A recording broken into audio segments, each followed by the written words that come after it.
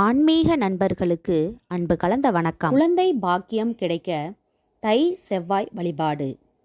தை மாதம் என்பது அனைத்து விதமான வேண்டுதல்களையும் நிறைவேற்றுவதற்குரிய மாதமாகவே திகழ்கிறது. தை மாதத்தில் நாம் செய்யக்கூடிய ஒவ்வொரு வழிபாட்டிற்கும் நல்ல பலன் கிடைக்கும் என்று கூறலாம். அந்த வகையில் தை மாதத்தில் வரக்கூடிய செவ்வாய்க்கிழமை என்பது மிகவும் விசேஷமான கிழமையாக திகழ்கிறது. பொதுவாக செவ்வாய்க்கிழமை என்பது முருக வழிபாட்டிற்கு உகந்த கிழமை என்று நம் அனைவருக்குமே தெரியும். அதேபோல்தான் துர்க்கை அம்மனுக்கு ராகு காலத்திலும் தீபம் ஏற்றி வழிபாடு செய்வோம். இந்த தை மாதத்தில் வரக்கூடிய செவ்வாய்க்கிழமை அன்று பத்ரகாளி அம்மனை நாம் வழிபாடு செய்தோம் என்றால் நம் வாழ்வில் இருக்கக்கூடிய கஷ்டங்கள் அனைத்துமே காணாமல் போய்விடும் என்று கூறப்படுகிறது. அந்த வகையில் குழந்தை பாக்கியம் கிடைப்பதற்கு செய்ய வேண்டிய வழிபாட்டை பற்றி தான் இந்த ஆன்மீகம் குறித்த பதிவில் நாம் பார்க்க போகிறோம். வீடியோக்குள்ளே போகிறதுக்கு முன்னாடி நம்ம சேனலை இப்போ தான் ஃபஸ்ட் டைம் பார்க்குறீங்கன்னா சப்ஸ்கிரைப் பண்ணிவிட்டு பாருங்கள். தை செவ்வாய் வழிபாடு. ஒருவருடைய வம்சம் தலைத்தோங்க வேண்டும் என்றால், வாழையடி வாழையாக வளர வேண்டும் என்றால் கண்டிப்பான முறையில் குழந்தை செல்வம் என்பது இருக்க வேண்டும். இன்றைய காலத்தில் பலரும் குழந்தை செல்வம் கிடைக்காமல் ஒவ்வொரு மருத்துவமனையாக ஏறி இறங்கி அலைந்து கொண்டு இருக்கிறார்கள். யார் என்ன மருத்துவம் கூறினாலும் அதை உடனே செய்வார்கள். ஏதாவது ஒன்று செய்தாவது குழந்தை செல்வம் வேண்டும் என்பதுதான் அவர்களின் முழுமையான நோக்கமாக இருக்கும். எவ்வளவு மருத்துவமனைகளுக்கு சென்றிருந்தாலும், எவ்வளவு பரிகாரங்களை செய்திருந்தாலும் குழந்தை பாக்கியம் கிடைக்கவில்லை என்று வருத்தப்படுபவர்கள் செய்ய வேண்டிய தை மாத செவ்வாய்க்கிழமை வழிபாட்டை பற்றி தான் இப்பொழுது பார்க்க போகிறோம். இந்த வழிபாட்டை தை மாதத்தில் வரக்கூடிய ஒவ்வொரு செவ்வாய்க்கிழமை அன்றும் செய்ய வேண்டும். கண்டிப்பான முறையில் அருகில் இருக்கக்கூடிய பத்ரகாளி அம்மனின் கோவிலுக்கு தான் செல்ல வேண்டும் என்பது குறிப்பிடத்தக்கது.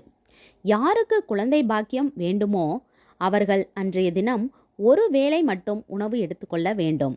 மற்ற 2 வேளைகளிலும் எளிமையான உணவுகள், பால், பழம் போன்றவற்றை எடுத்துக்கொள்ளலாம். அன்றைய தினம் விரதம் இருந்து அருகில் இருக்கக்கூடிய பத்ரகாளி அம்மனின் ஆலயத்திற்கு செல்ல வேண்டும். அவ்வாறு செல்லும் பொழுது 3 எலுமிச்சம்பழங்களை வாங்கி கொண்டு செல்ல வேண்டும்.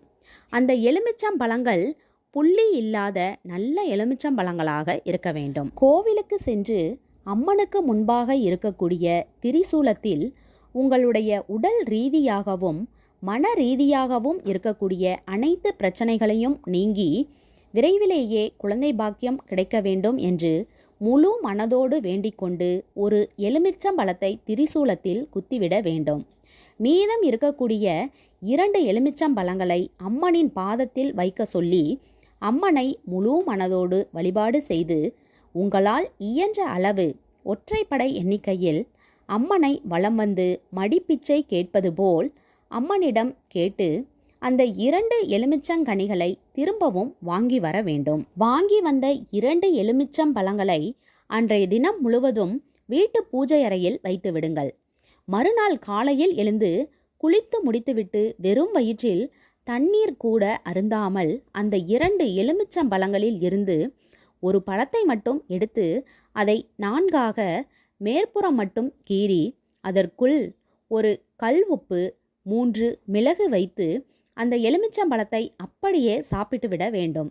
இந்த முறையில் பத்ரகாளி அம்மனை முழு மனதோடு நினைத்து நாம் செய்தோம் என்றால் கண்டிப்பான முறையில் நம்முடைய உடலில் இருக்கக்கூடிய பிரச்சனைகள் அனைத்தும் நீங்கும். விரைவிலேயே குழந்தை பாக்கியம் கிடைக்கும் என்று கூறப்படுகிறது. குழந்தை செல்வத்திற்காக ஏங்கிக் கொண்டிருக்கும் ஒவ்வொரு தம்பதியினரும் முழு மனதோடு பத்ரகாளி அம்மனை தை மாத செவ்வாய்க்கிழமை அன்று இந்த முறையில் வழிபாடு செய்ய விரைவிலேயே குழந்தை பாக்கியம் கிடைக்கும் என்ற தகவலை கூறி இந்த பதிவினை நிறைவு செய்து கொள்கிறோம். இந்த வீடியோ உங்களுக்கு பிடிச்சிருந்தா ஒரு லைக் கொடுத்துருங்க. பயனுள்ளதாக இருந்தால் உங்கள் ஃப்ரெண்ட்ஸ் அண்ட் ஃபேமிலிக்கும் ஷேர் பண்ணுங்கள். இது மாதிரியான பல பயனுள்ள ஆன்மீக தகவல்கள் தெரிஞ்சுக்கணும்னா நம்ம சேனலை மறக்காமல் சப்ஸ்கிரைப் பண்ணி வச்சுக்கோங்க. நன்றி, வணக்கம்.